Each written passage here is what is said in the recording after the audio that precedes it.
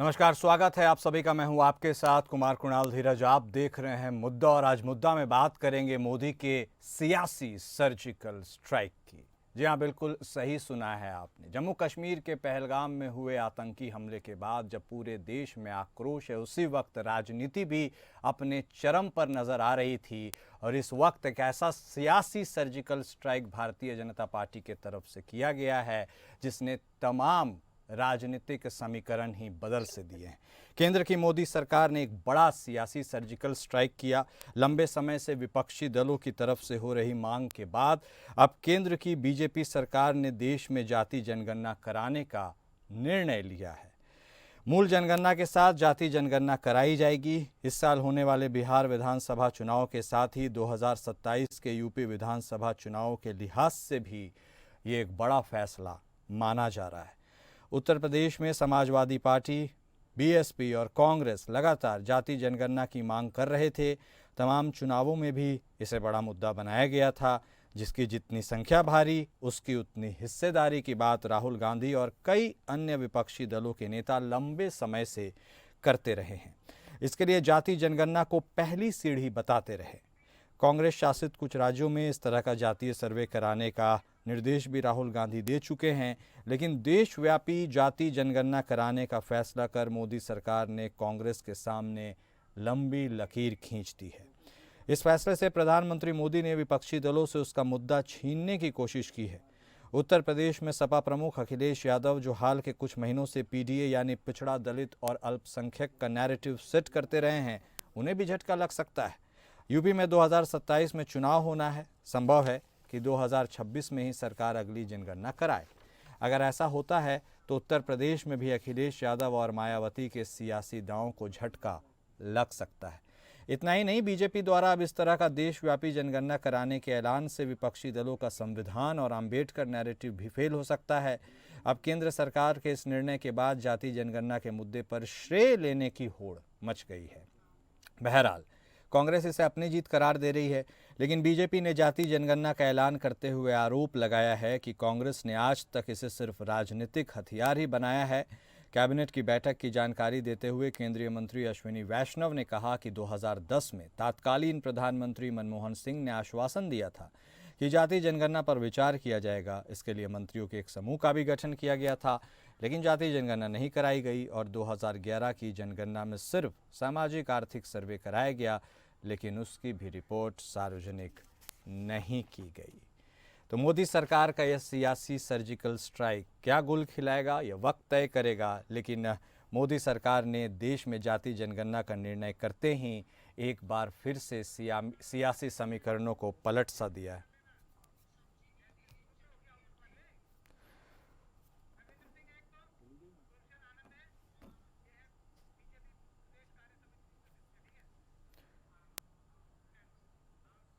और इसी मुद्दे पर आज हम चर्चा करेंगे, बात करेंगे और समझने की कोशिश करेंगे कि आखिर यह सियासी सर्जिकल स्ट्राइक किसके पक्ष में जाएगा। हमारे साथ हमारे ख़ास मेहमान भी जुड़ चुके हैं। हमारे साथ गुलशन आनंद साहब जुड़ चुके हैं। आप भारतीय जनता पार्टी प्रदेश कार्य समिति के सदस्य हैं। हमारे साथ रविंद्र सिंह साहब भी जुड़ चुके हैं। आप प्रवक्ता हैं समाजवादी पार्टी से। आप दोनों खास मेहमान का स्वागत है।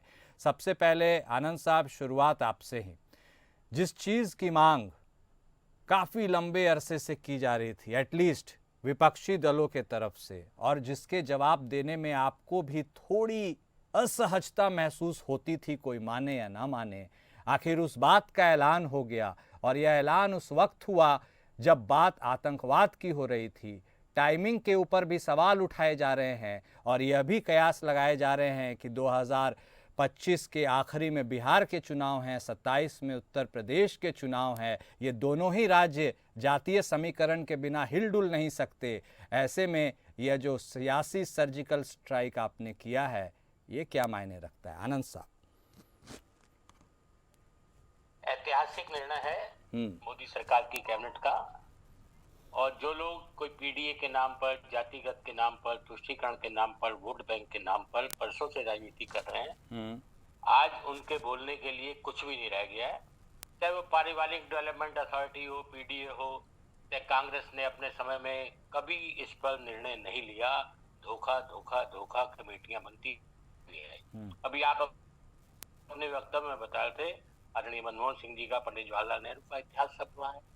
आज आपने इसको पहलगांव के आतंकवाद से जोड़ा, और ये पहलगांव के आतंकवाद पर जिसको आपने जोड़ा है, इससे पूरा विश्व आज जो है संकट में है। वो लोग पहले ऐसे हमले कनाडा में, अमेरिका में, टोरंटो में, जाने कहां कहां झेल रहे हैं। वो लोग आपस में, चाहे शिया सुन्नी का जो भी, ईरान इराक छुड़ाना, हम सब आप देख रहे हैं जी। पहलगांव के साथ मेरा आग्रह है, इसको मत जोड़ी। वो विश्व के अंदर एक ऐसा खतरनाक मुद्दा है जो आज सबको कष्ट दे रहा है, और जातिगत जनगणना का जो ऐतिहासिक निर्णय है। आपने कहा चुनाव की बात है। चुनाव 47 की आजादी से लेकर तक लगभग हर 2 साल में चुनाव होते चले आ रहे हैं। कितना समय पैसा बर्बाद हो रहा है, उसका भी पार्टी निर्णय लगभग ले चुकी। अब जातिगत विषय पर लोगों के हाथ से मुद्दा छिन गया। आप मांग करते हैं, विपक्ष के नाते मांग करते हैं। जब आप सत्ता में थे तब आप क्या करते हैं, आज पूरा समाज देख रहा है। जिन जातिगत आधार पर आज अंबेडकर जी को लेकर आप अपमानित कर रहे हैं जी, आदरणीय अखिलेश जी की आदि फोटो छपी है, उसको लेकर भाजपा भी सड़कों पर उतरी है। तो आप किस मुंह से जो है जाति की बात करते हैं? आपका एक ही मुद्दा है, हिंदू मुस्लिम में बांटो, मुस्लिम तुष्टीकरण की राजनीति करो, और अगला मुद्दा जातिगत राजनीति करो, जो आज आपके हाथ से राजनीतिक दृष्टिकोण से छीन चुका है। अब आपके पास बोलने के लिए कुछ नहीं बचा मित्रों, चाहे कांग्रेस हो चाहे सपा हो। बहन मायावती तो इस वक्त अपनी पार्टी की रीशफलिंग कर रही है।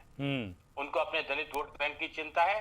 सपा को चिंता है वोट बैंक मेरे पास आ जाए, कांग्रेस को चिंता है वोट बैंक मेरे पास। आज दलित वोट बैंक इस निर्णय पर आ चुका है, यदि देश बचेगा तो हम भी बचेंगे। धर्म तो अपने आप ही अपनी रक्षा कर लेता है, आपको उसकी रक्षा करने की जरूरत नहीं है। तो धर्म पूछकर पहलगांव में हुआ है, ये बड़ा खतरनाक विषय है। और जो ये निर्णय हुआ है, निश्चित मानिए बड़ा दूरगामी निर्णय है। आगे आने वाले समय हर वंचित दलित, हर वर्ग को इसका लाभ मिलने वाला है। ये राजनीतिक मुद्दा नहीं है। आदरणीय मोदी जी की सोच जो है, कैबिनेट की सोच है, वो धरातल पर आएगी। अब यूपी के चुनाव से पहले आएगी, बिहार के चुनाव से पहले, कुछ समय बाद आप कहेंगे फिर लोकसभा का चुनाव आ जाएगा। ये चुनाव चलते रहेंगे। ऐसे निर्णय देश की धारा को अपने हिसाब से मोड़ने का काम करते हैं, दूरगामी निर्णय होते हैं। समाज के हर वर्ग को लगेगा क्या हमारे हित में ये काम हुआ है। ठीक है सिंह साहब, आप भी हमारे साथ जुड़े हुए हैं। मुद्दा आपका था ना, क्रेडिट कौन लेगा ये अभी डिसाइड करने, और इसके ऊपर भी लड़ाई चल रही है। आप ये सवाल सत्ता पक्ष से पूछते से सत्ता पक्ष में थोड़ी खामोशी रहती थी, लेकिन अब जवाब दे दिया गया है और इस कदर दिया गया है कि अब क्रेडिट लेने का भी होड़ हो गया है। ऐसे में इसका क्रेडिट किसके सर जाएगा ये भी बता दीजिए। समाजवादी पार्टी का मानना है कि क्रेडिट भाजपा लेती है, वो भी किताबों तक, प्रचार मीडिया में, प्रोपोगंडा में। धरातल पे उसकी कोई भी योजनाएं नहीं उतर के आती हैं।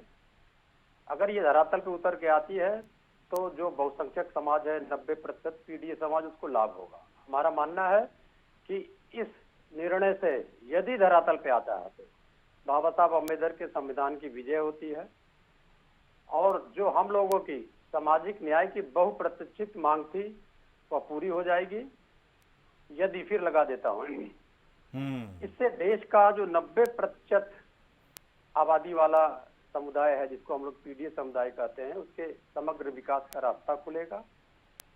और यदि ये धरातल पे लागू हो जाता है तो पीडीए समाज को अपनी एकता का महत्व समझ में आएगा, और वो समझ जाएगा कि कौन किसने एकता कायम किया, और भाजपा जैसी पार्टी को जो केवल उन्माद के रास्ते पे चलती है, उन्माद फैलाती है, उसको झुकाया है हमने।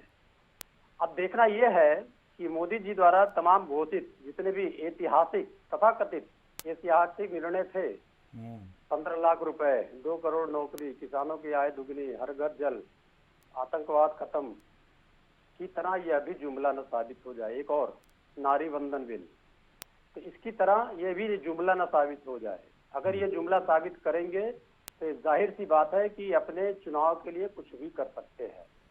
अब मेरा व्यक्तिगत रूप से मानना है कि यह जो निर्णय मोदी जी ने लिया है, जो देश त्रस्त है, देश अपने को अपमानित महसूस कर रहा है, और देश के ऊपर जो पाकिस्तान ने आतंकवादियों को आगे करके हमला किया है, उससे निकालने के लिए एक इवेंट है।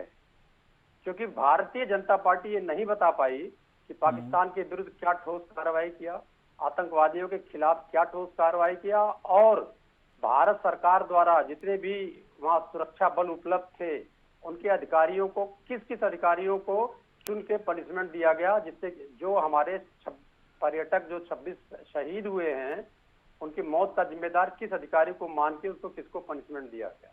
तो इस चीज को जो भारत की, अभी ये छोड़ दीजिए थोड़ी देर के लिए, सामाजिक न्याय भी छोड़ दीजिए, भारत का प्रत्येक व्यक्ति चाहता है कि पहले ये न्याय हो जाए। इस न्याय को दबाने के लिए, जैसा हमेशा करते हैं नरेंद्र मोदी जी, कहीं चुनाव हो रहा होगा तो कहीं जाके भाषण दे रहे होंगे, तो उसी प्रकार से उसी योजना के तहत ये योजना लाई गई है। ये तमाम योजनाएं जो मैंने बताई, उन्होंने घोषणा किया वो कुछ भी नहीं करेंगे, और इनका पिछड़ा, दलित, वनवासी, अल्पसंख्यक विरोधी चेहरा उस समय आया था जब हम लोगों ने मंडल कमीशन लागू किया था, और मंडल कमीशन के विरोध में पूरे देश में इन लोगों ने आग लगा दिया था, और सवर्ण नौजवानों को ऐसा भरमाया था कि उन लोगों को अपने देह में आग लगा के आत्महत्या करनी पड़ी। तो ये वो पार्टी है जिसे विश्वास करने योग्य नहीं है। अंततः ये जब लागू हो जाएगा, जीत हमारी होगी, और पीडीए समाज इनको उखाड़ फेंकेगा, क्योंकि तब तक वो मजबूत हो चुका रहेगा। जी धन्यवाद। ठीक है, तो लेकिन जो चीज़ हो रही है उसके बारे में हम चर्चा करेंगे। हालांकि आपने उस ओर इशारा ज़रूर किया कि अभी आतंकवाद के खिलाफ जो लड़ाई है उस पर जवाब चाहिए था। टाइमिंग के ऊपर बहुत लोग बात कर रहे हैं, इसीलिए इसके ऊपर चर्चा जब होगी तब होगी। लेकिन आज के दौर में, अभी के वक्त में, यह सियासी सर्जिकल स्ट्राइक क्या मायने रहता है? आनंद साहब, यदि आपने गौर किया हो रविंद्र सिंह साहब की बातों पर, तो उस पूरे प्रकरण पर जब वो बात कर रहे थे तो एक वर्ड के ऊपर लगातार उन्होंने एम्फेसाइज किया, वो वर्ड था यदि। ये यदि, और ये इसलिए संभवतः क्योंकि बात जो महिलाओं के लिए वंदन बिल की उन्होंने भी की, उसको लेकर के भी खूब जोर शोर से बात उठी थी, लेकिन कोई टाइमलाइन नहीं। राहुल गांधी साहब की भी आप बात सुनेंगे तो बोले बहुत अच्छा कदम है, होना चाहिए, लेकिन हमें टाइमलाइन चाहिए, टाइमलाइन चाहिए। और ये टाइमलाइन आप देते नहीं हैं, सब सस्पेंस कवर में रखते हैं। तो ये बता दीजिए, ये जो यदि है ये कब होगा? ये यदि हमारा नहीं है। हाँ, ये यदि राहुल गांधी का और समाजवादी पार्टी का यदि है। हमारा तो निर्णय हो गया, देर सवेर निर्णय धरातल पर आएगा, और निर्णय एक एक करके आ रहे हैं। आप जरा 14 से पहले की झांक कर देखें पीछे, और 14 के बाद तक देखें। इनको तो लगता है कि मोदी सरकार ने कुछ किया ही नहीं है। देश का सम्मान बढ़ा, धर्म के नाम पर जो राजनीति करते आए थे हिंदू मुसलमान को लड़ाकर, उससे आज लगभग जान छूट गई। मुसलमान भी समझने लग गया कि हमें बेवकूफ बनाकर हमारा वोट बैंक ले रहे थे। आज पहलगांव के उस कत्लो गारत को लेकर भी लोग राजनीति कर रहे हैं। ये तो उस पर भी सवाल उठाते हैं, इस सर्जिकल स्ट्राइक पे भी सवाल उठाते थे, उसका भी प्रूफ मांगते थे। अब पहलगांव का धीरे धीरे स्टेप बाय स्टेप कार्रवाई शुरू हो चुकी है। चाहे जल को रोका गया हो, चाहे थल हो, चाहे नभ हो, सेनाएं अपना काम कर रही हैं। अब प्रवक्ता कांग्रेस और अगर ये चाहें कि हमारे हिसाब से मोदी जी राजनीति बनाए, हमारे हिसाब से मोदी जी टाइम दें, वो टाइम दे देंगे। फिर कहेंगे साहब ये टाइम तो आपने हमारे हिसाब से दे दिया, इसका यश हमें मिलना चाहिए। यश हमें मिलेगा। अब यश किसको मिलेगा? हानि लाभ जीवन मरण यश अपयश विधि हाथ। मित्रों, यश लेते लेते आपने इस देश का बेड़ा गर्क कर दिया, समाज का बेड़ा गर्क कर दिया। चाहे राम जन्मभूमि मंदिर रहा हो, चाहे राम सेतु रहा हो, चाहे पहलगांव हो, चाहे बाराकोट, जो भी हो। आपको आलोचना और निंदा करनी है, विपक्ष के नाते आपकी जिम्मेदारी है।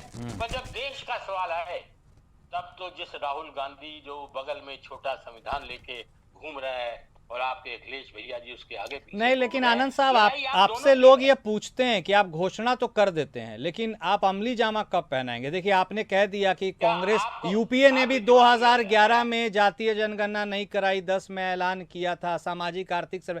आपने भी तो फिर 2021 में कौन सा कोई ये सर्वे करा लिया? कास्ट सेंसस तो हुआ नहीं, तो लोग आपसे भी तो पूछेंगे। लगता है 2014 के बाद कोई भी चीज धरातल पर नहीं आई? हाँ, नहीं, मैं उस पे नहीं जा रहा हूँ। लोगों का तो अधिकार है बोलने का। हाँ, तो कुछ तो हुआ होगा। हाँ, अरे जितना कुछ हुआ है जरा उसमें निगाह डालिए, और जो आगे होने वाला है उसके लिए तैयार रहिए। और तैयार अब इस बात के लिए कि आपके हाथ से मुद्दे छीट गए, हिंदू मुस्लिम के छूट गए, और ये जातिगत जनगणना के नाम पर जो आपने लोगों को बांट कर रखा हुआ था, ये मुद्दे भी आपके हाथ से छूट गए। दर्द आपको ये है। विपक्ष तो यह भी कह रहा है कि आपको झुकना पड़ा है, चूंकि हमने उसके लिए लड़ाई लड़ी है इसलिए आपको अंततः मानना पड़ा है, तो ये उसकी जीत है।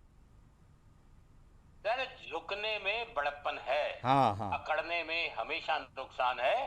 यदि मोदी जी किसानों के सामने हाथ जोड़कर झुके तो बड़प्पन था, देश को बचाना था, पंजाब को बचाना था, किसान को बचाना था। ये जो अकड़ के मारे में जो झुकते नहीं है ना, जिन बुतों को हो जाता है अंदाजे खुदाई, हमने देखा है वो बुत गिरा दिए जाते हैं। मोदी जी हाथ जोड़कर माफी मांगना चाहते हैं और मुट्ठी बांधकर ये भी बताना जानते हैं कि हम बदला लेंगे, वक्त आने पर लेंगे। इनसे कहिए प्रतीक्षा करें। ठीक है। मुद्दे तो राजनीति में बहुत सारे आने वाले हैं। ये पीडीए और ये पहलगांव, ये मुद्दे तुम्हारे नहीं है, ये देश के मुद्दे हैं। ये मोदी जी कैबिनेट ने निर्णय देकर। ठीक है सिंह साहब, पिछड़ा दलित अल्पसंख्यक आप ही का नारा है। पिछड़ा दलित एक बहुत बड़ा वोट बैंक भी है, इससे कोई गुरेज नहीं कर सकता। बिहार बिना जाति के राजनीति के नहीं चलती, यूपी में भी कमोवेश वैसा ही हाल है। आपको लगता है जो दलित वोट बैंक की बात कर रही है और उसके इर्द गिर्द राजनीति हमेशा से घूमती है, क्रॉस पार्टी लाइंस, उसमें एज किसको है? यदि आप कह रहे हैं कि आपकी बातों के चलते यह हुआ, तो क्या 2027 के विधानसभा चुनाव में आपको एज रहेगा या फिर कहीं यह मौका हर बार की तरह भारतीय जनता पार्टी लपक लेगी? कुणाल जी, ये हमारे पार्टी का जो एज है आज से नहीं है। जब हम अस्तित्व में आके 1961 में, कांग्रेस उस समय बहुत मजबूत थी, ये तो भारतीय जनता पार्टी उसकी बिंदु के बराबर भी नहीं है समय। उसके खिलाफ जो हम लोग खड़े थे तो हमारा एज यही लोग थे, यही पीडीए समाज था। इसी पीडीए समाज में विश्वास हम लोगों ने जागृत किया था और स्थितियां ये बनाई पड़ी कि ये जो भारतीय जनसंघ हुआ करती, घुटनों के बल चल के आई थी हमारे पास 67 में कि सत्ता में ले लो, 70 में सत्ता में ले लो, 77 में केंद्र की सत्ता में लो, 89 में केंद्र की सत्ता में लो। 75 की इमरजेंसी में जेलों के हमारा एज वही था और हमारा एज वही रहेगा हमेशा। हमारा इनको रोकिएगा तो ठीक है, तो हम भी बोल रहे हैं। एक मिनट आनंद साहब, एक मिनट आते हैं आपके पास भी, कंप्लीट कर लेने दीजिए। हाँ बोलिए सिंह साहब। तो हमारा एज वही पीडीए था, अभी भी वही एज है और आगे भी वही एज रहेगा। और इन्होंने कह दिया है कि किसानों के आगे झुक के माफी मांगी थी। वो किसान समझते हैं किस प्रकार से नरेंद्र मोदी ने झुक के माफी मांगते हुए धोखा दिया था। आज तक बहुप्रतीक्षित मांगे पूरी नहीं हुई किसानों की और अडानी को और बेच दिया। तो ये नरेंद्र मोदी का धोखेबाजी वाला चरित्र किसानों ने देखा है। कह रहे थे देश का बड़ा नाम हो गया, तो देश सबसे कर्जदार हो गया। और हमारे राष्ट्राध्यक्ष को जब यूएसए के राष्ट्राध्यक्ष शपथ ले रहे होते तो बुलाया नहीं जाता है, मित्र बताते थे। हिंदू मुसलमान पे बता रहे हैं खत्म हो गया हिंदू मुसलमान, तो ये करा रहे हैं जो आतंकवादियों ने कहा कि यह हम हिंदू चेक करके मार रहे हैं, तो ये आतंकवादियों का वर्जन था। इसी को भारतीय जनता फैला रही है, भारतीय जनता पार्टी। और हिंदू मुसलमान करने के नाते हम दुनिया में इंटरनेशनल रिलीजियस फ्रीडम में वॉच लिस्ट में हैं। ये इनकी सत्यता है। फिर हमारे देश के 11 लाख जो पढ़े लिखे लोग थे वो देश छोड़ के चले गए, इससे प्रतिष्ठा बढ़ी है भारत की। हमारे देश के नागरिक हथकड़ियों में, बेड़ियों में जकड़ के बैठ के हवाई जहाज में आए 26 घंटे यात्रा करके, इससे बड़ी है। और देश की हमारी सेना घटा दी गई 2 लाख से ज्यादा, लगभग 2.5 लाख के लगभग सेना घटा दी गई। और हमारे जो भी पड़ोसी देश हैं, म्यांमार से शुरू करिए, म्यांमार, बांग्लादेश, चीन, पाकिस्तान, मालदीव और श्रीलंका, सबसे अच्छे संबंध थे, किसी से अच्छे संबंध नहीं रहे। मैं समझ गया। मतलब सिंह साहब आप कहना चाह रहे हैं कि कथनी और करनी में सरकार के बहुत अंतर है। और इसी को लेकर अगला सवाल आनंद साहब, वक्त का अभाव है, 2 मिनट है, दोनों से थोड़ा थोड़ा छोटी टिप्पणी जरूर ले लेंगे। आनंद साहब, आपके बारे में यह भी कहा जाता है कि आप बात तो करते हैं दलितों की, आप बात करते हैं पिछड़ों की, लेकिन यही समाजवादी पार्टी अभी हालिया में उनके सुप्रीमो आरोप लगा रहे थे कि भाई आप लिस्ट निकाल के अधिकारियों की देख लीजिए, उत्तर प्रदेश में ही कौन किस जाति का, आपको समझ में आ जाएगा कौन कहाँ बैठा हुआ है। आप भी अपने जिलाध्यक्षों की जो सूची प्रकाशित किए थे उत्तर प्रदेश में, उसमें भी जो पहली सूची आई थी उसमें एक रुझान था साफ तौर पर। तो कथनी करने वाले चर्चा था, इसलिए मैं सोचा आपसे एक बार पूछ लूँ। अब संगठन और ब्यूरोक्रेसी हाँ यदि कांग्रेस और सपा के हिसाब से चलानी होगी तो इस देश का बेड़ा गर्क है। इनके पास एक ही पॉइंट है, भाजपा का संगठन का कार्यकर्ता बूथ से लेकर राष्ट्रीय स्तर तक पहुंचता है, वो जाति बिरादरी के हिसाब नहीं चलता है। हर जाति को हमारे यहाँ उसी के हिसाब से स्थान दिया जाता है। अध्यक्ष कौन बनेगा कौन नहीं बनेगा ये हमारा पूरा एक प्रक्रिया है, वो निर्णय होकर आता है। वंचित और दलित समाज का व्यक्ति भी अध्यक्ष बनता है। यदि अपर कास्ट का कोई नीचे से काम करते आता है तो वो भी बनता है। हम जातिगत आधार पर ये निर्णय नहीं लेते हैं।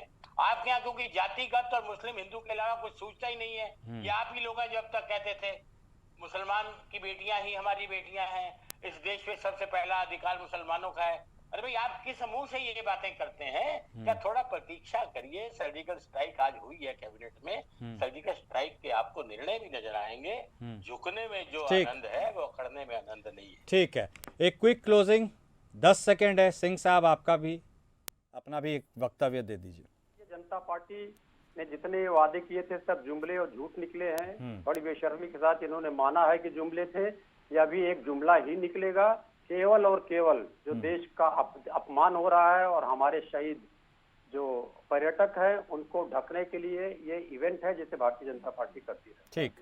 ठीक है, बहुत धन्यवाद आप दोनों खास मेहमान का चर्चा में शामिल होने के लिए, अपना वक्त देने के लिए। तो देखिए, बात जाति जनगणना की मांग जो लगातार उठ रही थी उस पर एक घोषणा हुई है कि अब जाति जनगणना होगी, लेकिन इसी पर विपक्ष जवाब चाहता है कि हमें टाइमलाइन दीजिए, सिर्फ घोषणा नहीं। देखना दिलचस्प होगा टाइमिंग क्या निकल कर सामने आती है। मुद्दा में अभी बस इतना ही। नमस्कार।